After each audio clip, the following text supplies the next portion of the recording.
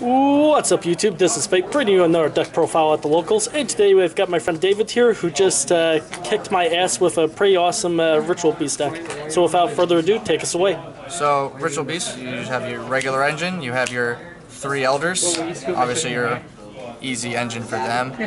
On top of them, I run 2 Ritual Beast Tamer Wens. You don't need to run 3 for her, because otherwise it's going to be kind of a brick. I actually won 1 Laura and 1 Zephyr Pilica. I actually took the Laura from 2 down to 1 because Zephyr Pilica is the same effect and she's just a different name. Allows for more special summons of that. So those are the Tamers that I run for that. Pretty simple, usual stuff. Then after that we got the main engine of the deck, Canahawk. Pretty much your best engine of the deck will be Canahawk. Usual stuff. Then we run the 3 Apelios. 3 Apelios with him. I mean, usual way to get your OTK out. You got 2 Rempengus. I feel that 3 was a bit clunky. I mean, you can probably run 3 now with the new support fusion, but I'm still settling for 2 for now. Actually, no, just kidding. I run the 3. There's the 3rd. So, you do run 3, because even with it, regardless. A wild 3rd one has appeared. Right, just out of nowhere. But I do only run 1 Petalfin. That one I know for sure, because Petalfin, I didn't like having 2. It got clunky, and I'd rather not have it in my hand. I'd rather banish it by other means in order to use it if the situation needs it. And then, otherwise, just a random effect failure. Now, for traps, the usual ones, you've got the 3 Steeds. Again, you're basically your board control. You got the 3 Ritual Beast ambushes. Again, board control, use it during your opponent's end phase. You got a huge field, good field advantage, and you can start your combos going crazy. Things pretty much like Gom's emergency call, right? Pretty much. I run Vanity's Emptiness. It saved me actually a couple times this tourney. Stopped the guys from actually going crazy on me, and I was able to get rid of it immediately. Then Bottomless is always nice. Macrocosmos is great because this deck is unaffected by it, and no matter what you do, the deck is just completely fine, regardless of any type of move from play tech. Compulsatory is always nice, just because it's compulsed. There's no reason not to have it. I only won 1 Rituals Beast Bond. I have times where I question. I was like, should I run 2? But really, there's no reason. You're fine with 1. So the rest of the spells are going to be, you got Dark Hole, 3 MSTs, your Gold Sarcophagus, again another way to get a banish out. You don't even need to use it for its original effect. You can just use it to get something to banish again in case you don't have Canahawk.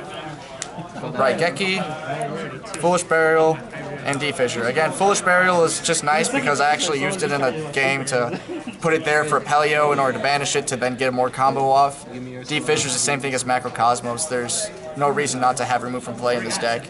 And just to address the elephant in the room, there are no E-Tellies, is that correct? There are no E-Tellies. I'm not rich, I can't afford that at the moment, but E-Tellies are really good for the deck because it helps you if you brick pretty hard in the hand, but it's not the necessity. You can still run this deck without emergency teleport. You'll be fine, but it's just better to have them. For the extra deck, we got, again, the usual stuff. You got the 3 Canahawks, Ulti Canahawks. Again, their effects are great. They're pretty much again, part of your main engine combo, OTK. You've got your Ulti Apelios, and to be honest, I don't really ever go into Ulti Apelio. Like, I just stick to the Ulti Canahawk. Ulti Apelio, I feel, is just situational based. If you can't get Ulti Canahawk up that high, I'd much rather bring out Ulti Canahawk just for the utility of its draw power than just the damage.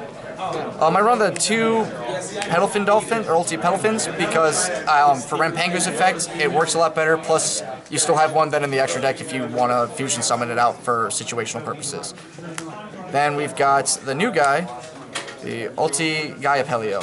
Ulti Gaia Pelio is kind of like your big beater, but with a nice negate effect, but truthfully, the reason why I like him is because he's a psychic type for Rempengu. Rempengu pretty much becomes Canahawk the moment that you have him. I only have 1. I prefer to have 2, but since I only have 1, I'm pretty much mainly use it for the Rempengu engine in case I get Elder and Rempengu out.